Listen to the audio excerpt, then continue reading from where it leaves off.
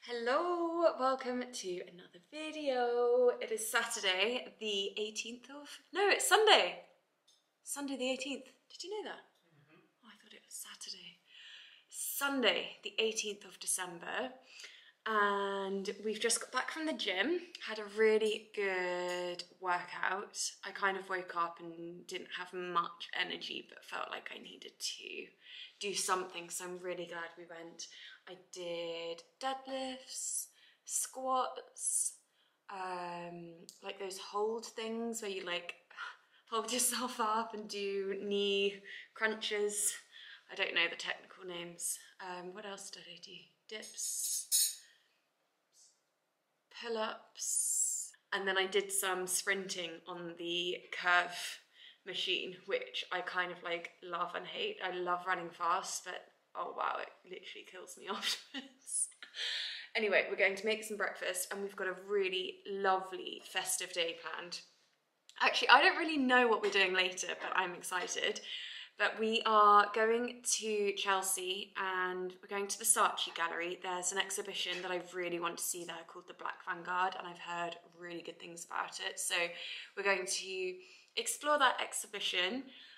Then we're going to a lovely restaurant called Rabbit on the King's Road, and they do a mean roast dinner. So we're going to do that quite early, and then Jamie's planned something for us, nice and festive together for tonight. So yeah, it should be a really nice day. Ooh, I need to open day 18. Yum. This is so good, by the way, the hip oat chocolate. I'm obsessed. I get so excited every day about opening it. I got the white chocolate one.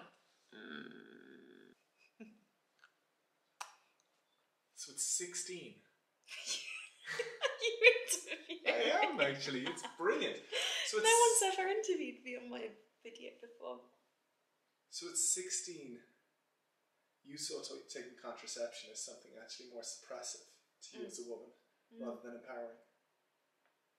Yeah, I think I did go on the pill when I was 16, and that was because my doctors, just my normal GP, I think I went in for like a normal checkup on something, I can't, like maybe a cold or something, I can't remember. And then they were like, oh, you're 16, like we should probably put you on contraception. And I was like, oh, okay, do you know what? I actually kind of at the time thought, okay, that could be cool, like whatever, I'll go on contraception. And I'd been told, through, I don't know, various media sources or whatever, that contraception provides empowerment to women. Like it was praised, it's like this really incredible thing that came in to allow women to have sex in their power without worrying about getting pregnant. So at the beginning I was like, oh, okay, cool, yeah, like I'm a woman, I should go on contraception. And so I was on the pill, and I think it was like a month or two in, I was like, this is not right. You almost immediately felt it in your body. I felt like something taking over my body. At that stage, were you like very health conscious, still like vegan at that stage? No. So it was all pre that? No, this is like pre me even feeling curious about spirituality or health, wellness, exercise, nutrition, like just it wasn't on my radar. But I could feel something physically in me, like almost taking over my body in terms of like these synthetic drugs are regulating my hormones. So almost within 2 months, you were like... Definitely within the first 2 months. It also gave me loads of horrible symptoms, like severe headaches, but to the point where I had to just like hide under the duvet. Wow. Unbelievable fatigue, couldn't get out of bed. Just felt like this, it was like this heavy thing that was taking over my body. And at that time, could you associate it to the pill? Yeah. Or were you kind of confused and being like, oh my God, is this a part of puberty perhaps? No. You knew immediately speaking, wait a second, 2 months ago I wasn't on a pill and I didn't have these symptoms. Now I am, now I do.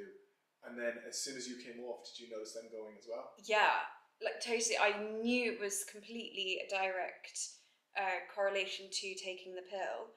And I felt angry towards the pill because I was like, this is a synthetic drug that is trying to take over and control my body and my hormones. I think at such a young age, at like 16, 17, when you're still a teenager, my body is still learning to regulate it. Like, these hormones are still new. And it just felt like my body needed to regulate itself and learn.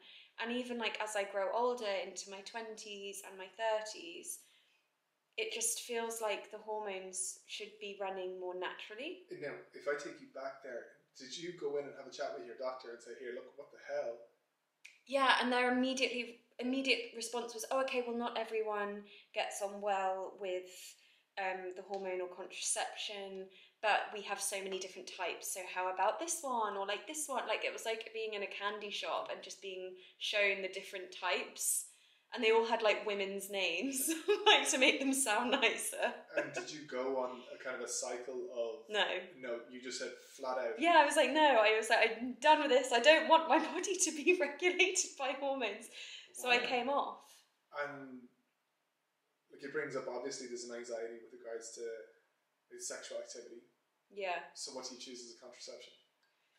So I'm on the non-hormonal copper coil, and I tried more like natural cycles, I suppose, and condoms, but I wanted to have like the freedom that contraception provides, but I didn't want the hormones. And so I went into my GP and spoke exactly about that. I was like, I like how the pill gives you like this freedom to not worry and think about it, but then equally I don't want the hormones. So is there something in the middle? And she was like, well, the only option with what you're describing is the copper coil, which is completely non-hormonal.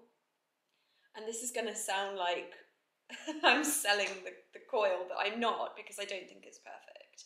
I've still got it now, as you know, but it's not perfect because it's such an invasive procedure. And I hate the idea of having like literally a T-shaped metal object in my body. Like, that's an alien item that shouldn't be there.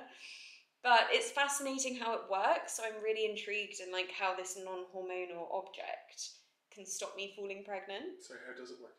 So the copper acts as a spermicide, so it actually prevents sperm from even getting through, and it prevents it from what's the word? It stops it from fertilizing with an egg. Okay, so this copper coil is non-hormonal, so it doesn't affect your body's hormonal balance whatsoever. No.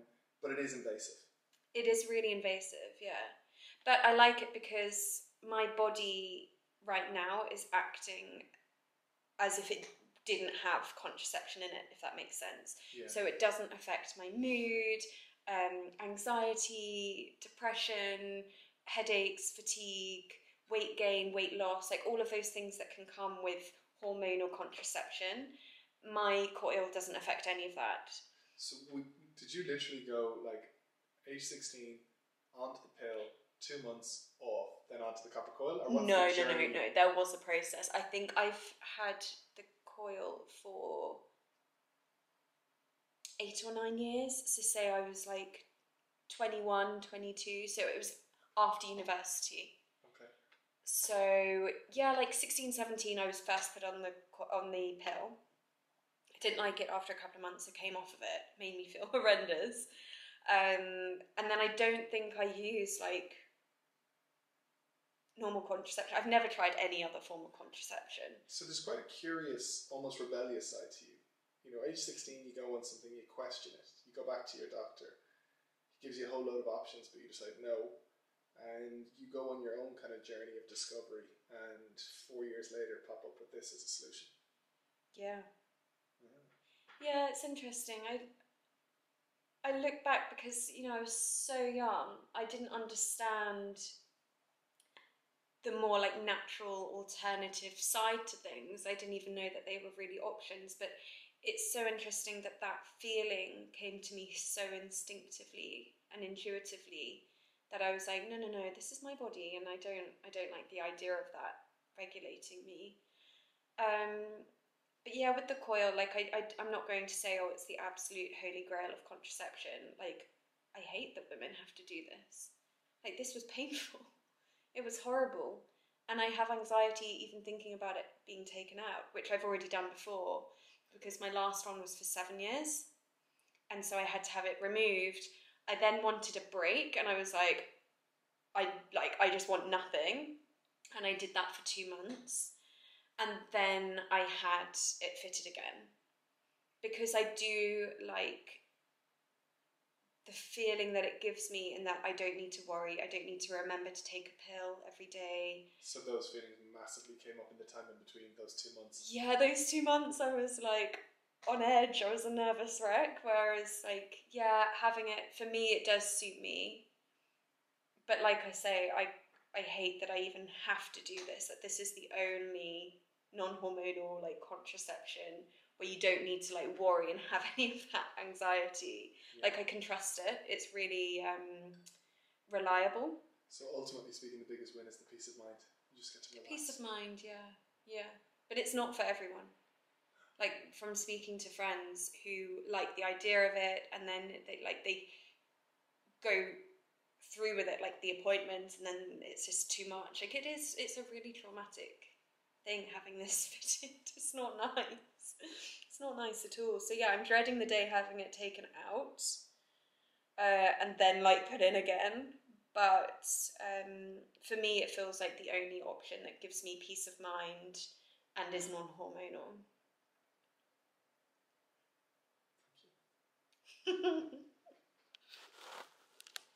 Freezing cold, rainy day, but we've gone for a little walk down the King's Road to get some last minute Christmas shopping, and then we're going to end up at the Saatchi Gallery, which is at the other end of the King's Road. And this is the Saatchi Gallery. Look at this beautiful arch. Oh, stunning. And then that's the Duke of York Square through there. Oh look, there's still snow. I thought all the snow had melted.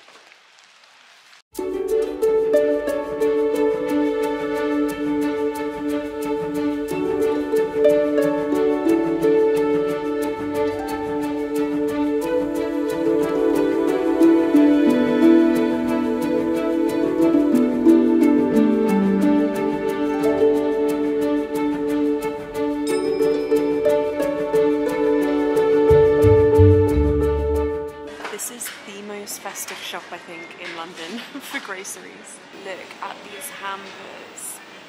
Wow. This is Partridge's, by the way. It's a very fancy British grocery store. I found down here some gingerbread, and I'm literally clearing the shelves because when my family come over for breakfast on the 23rd, I feel like these will look super cute on the table.